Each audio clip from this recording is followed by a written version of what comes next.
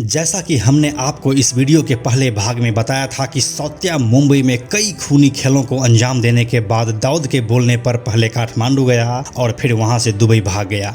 लेकिन दुबई भागने से पहले वह मुंबई में अपने पीछे दुश्मनों की एक पूरी फौज छोड़ रखा था। अंडरवर्ल्ड की दोस्ती और दुश्मनी दोनों ही बहुत हद तक जाती है, लेकिन सौत्या के मामले में अभी दुश्मनी की बारी थी। हमने पिछली कहानी में यह भी बताया था कि दाऊद लगातार राजन के लोगों को मरवा रहा था और इस खेल में छोटा राजन पिछड़ रहा था। इसीलिए राजन ने दाऊद के सबसे खास सौत्या को ही टारगेट कर लिया। डी कंपनी का किलिंग मशीन कहलाने वाला सौत्या अब दुबई में दाऊद के संरक्षण में था, जहां उसके जैसे ही दो और लोग मिले, शरद शेट्टी और अनिल परब। लेकिन उन सभी का बॉस खुद दुबई में नहीं बल्कि कराची में रहने लगा था। अब यहाँ से शुरू होती है सौत्या का दुबई का सफ़र, जिसने उसके खात्मे की कहानी भी लिखी। किस तरह से हुआ था सब कुछ देखते हैं आज के इस वीडियो में पूरे विस्तार से। नमस्कार, मेरा नाम है प्रशांत और आप देख रहे हैं बेजोड़जोड़ा.com का यूट्यूब चैनल। सुनील सावंत उर्फ सौत्या मुंबई अंडरवर्ल्ड के अपने लगभग एक दशक के करियर में 50 से भी ज़्यादा लोगों का खून कर दिया था और उसके ऊपर तकरीबन इतने ही केसेस भी थे। लेकिन डी कंपनी का यह खतरनाक शूटर हमेशा ही पुलिस की पहुंच से दूर रहा, जिसके पीछे एक बड़ी वजह थी डी कंपनी से जुड़ा होना। कथित तौर पर उस समय के अंडरवर्ल्ड में मुंबई पुलिस के ज़्यादातर अधिकारी कंपनी के इशारे पर ही काम करते थे। उनको बाकायदा कंपनी से सैलरी भी मिलती थी। यही वजह रही कि डी कंपनी के गुर्गे कभी भी आसानी से गिरफ्तार नहीं हुए, जबकि बाकी गैंगों के साथ ऐसा नहीं होता था। पुलिस से मिली इस छूट का सौत्या ने खूब फायदा उठाया और मुंबई की सड़कों को जी भर के लाल किया। इसी बीच उनके इस काम में सुभाष सिंह ठाकुर भी जुड़े। वह भी देखते ही देखते सौत्या जितना ही खतरनाक हो गया। अब डी कंपनी सुभाष और सौत्या दोनों का ही इस्तेमाल करने लगी। लेकिन जब गवली गैंग ने पलटवार का सोचा, तब सौत्या के साथ सुभाष सिंह ठाकुर भी काठमांडू भाग गया था। आपको हम सुभाष सिंह ठाकुर की कहानी आगे आने वाले वीडियोज़ में सुनाने वाले हैं। तो अब सौत्या को दाऊद ने दुबई बुला लिया था और वह दुबई में अपनी नई जिंदगी शुरू करने जा रहा था। कुछ एक रिपोर्ट्स की माने तो दुबई में सेटल होने के ख्याल से गया सौत्या ने अपना धर्म परिवर्तन भी कर लिया था और अब वह सुलेमान बन गया था। इसी नाम से वह दुबई में रह रहा था और एक आम नागरिक की तरह ही कहीं भी आ जा सकता था। डी कंपनी के गुर्गे शरद शेट्टी और अनिल परब भी दुबई में ही सेटल हो गया था और अपना अपना बिजनेस चला रहा था। उन दोनों की लाइफस्टाइल को देखकर सौत्या मन ही मन जलता रहता था कि उसे शायद बहुत पहले ही दुबई आ जाना चाहिए था। दुबई की गगनचुंबी इमारत उसको लुभा रही थी और मुंबई में कमोबेश एक अपराधी सा जिंदगी जीने वाला देरी से दुबई आने के लिए पछता रहा था। वह यह देख रहा था कि मुंबई में उसके साथ ही सड़कों को रंगने वाला शरद शेट्टी और अनिल परब दुबई में अब इज़्ज़तदार ज़िंदगी जी रहा है, तो वह अब तक मुंबई में क्या कर रहा था। लेकिन सच्चाई तो यह है कि सौत्या खुद को मुंबई में राजा समझता था और वह मानता था कि उससे सब डरते हैं। अपने इसी रुतबे की वजह से वह मुंबई नहीं छोड़ना चाहता था। लेकिन जब जान पर बन आई तो उसे दुबई आना ही पड़ा।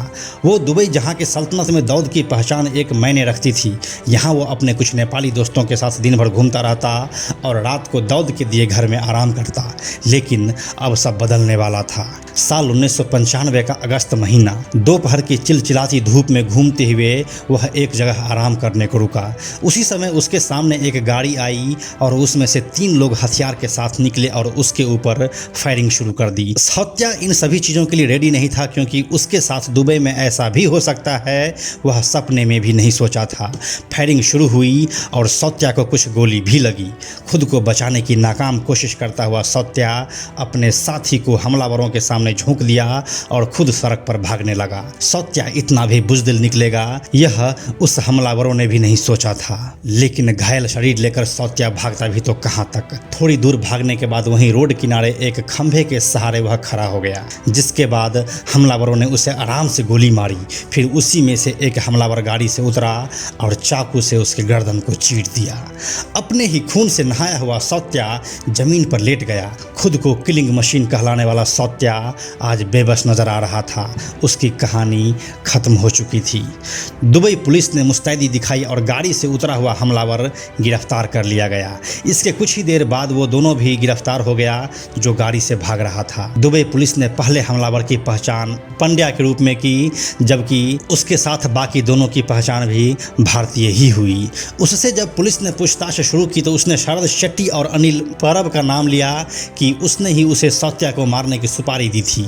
यह खबर जब दाऊद तक पहुंचा तो वह सन्न हो गया, क्योंकि वह दोनों भी उसका ही वफादार था और सौत्या के साथ उसकी बनती भी अच्छी थी। तो फिर ऐसा क्यों हुआ? आनन फानन में पुलिस ने शरद शेट्टी और अनिल परब दोनों को उठा लिया। फिर दाऊद ने शरद शेट्टी से संपर्क किया तो उसने सफाई दी कि इन सब के पीछे वह नहीं है।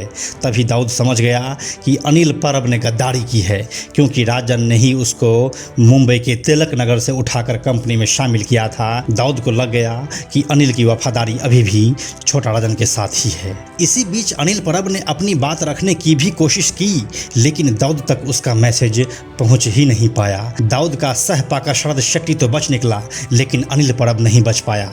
दुबई पुलिस यह सब होता देख बर्दाश्त नहीं कर सकी और तुरंत ही अनिल परब को जेल में डाल दिया और उसे बाद में भारत को सौंप दिया। हमने अनिल परब के ऊपर पूरी वीडियो बनाई है, जिसे आप ऊपर आई बटन पर क्लिक करके देख सकते हैं। साथ ही उसका लिंक डिस्क्रिप्शन में भी मिल जाएगा। अब इस कहानी में आगे बढ़ते हैं। दुबई पुलिस द्वारा गिरफ्तार किए गए उन तीनों हमलावरों को मौत की सज़ा सुनाई गई और वह आजीवन दुबई में ही रहा। कहा जाता है कि बाद के दिनों में दाऊद को इस बात की खबर हो गई कि वो तीनों छोटा राजन का ही आदमी था जिसने उसके किलिंग मशीन को बीच सड़क पर मार दिया था। इसके बाद दाऊद और राजन के बीच असली खेल की शुरुआत हुई, लेकिन राजन यह मैच जीत चुका था, वह यह जंग जीत चुका था। उसने दाऊद के सबसे खास सेनापति को उसके ही घर में घुस कर मारा था। यह दाऊद के लिए बहुत बड़ा आघात था और उसके बाद से ही वह राजन के पीछे पड़ गया। देखते ही देखते मुंबई अंडरवर्ल्ड का यह खूनी खेल अब दुबई के सड़कों तक पहुंच चुका था। तो यही थी सौत्या की पूरी कहानी। जहां पहले भाग में हमने आपको सौत्या के मुंबई वाले कारनामे सुनाए, वहीं इस भाग में आपने कहानी सुनी दुबई में उसके खात्मे की। बहुत ही मेहनत से बनाई गई है वीडियो, आप लोगों को अच्छी लगी होगी, ऐसा हम उम्मीद करते हैं। इस कहानी के बारे में अपनी राय आप हमें कमेंट सेक्शन में ज़रूर दें। हम आप लोगों का सभी कमेंट पढ़ते हैं और उसका जितना हो सके रिप्लाई भी देते हैं, इसीलिए आप कमेंट जरूर कीजिए। मुंबई अंडरवर्ल्ड की ऐसी ही कहानी सुनने के लिए आप हमसे जुड़े रहें और पिछले सभी कहानियों को देखने के लिए नीचे डिस्क्रिप्शन में दिए गए लिंक पर क्लिक जरूर करें। यह वीडियो अगर आपको पसंद आया तो इसे लाइक और शेयर जरूर करें। आने वाले वीडियोस के लिए बेजोड़ जोड़ा को सब्सक्राइब करके बेल आइकन को टच करना ना भूलें। Thank you so much.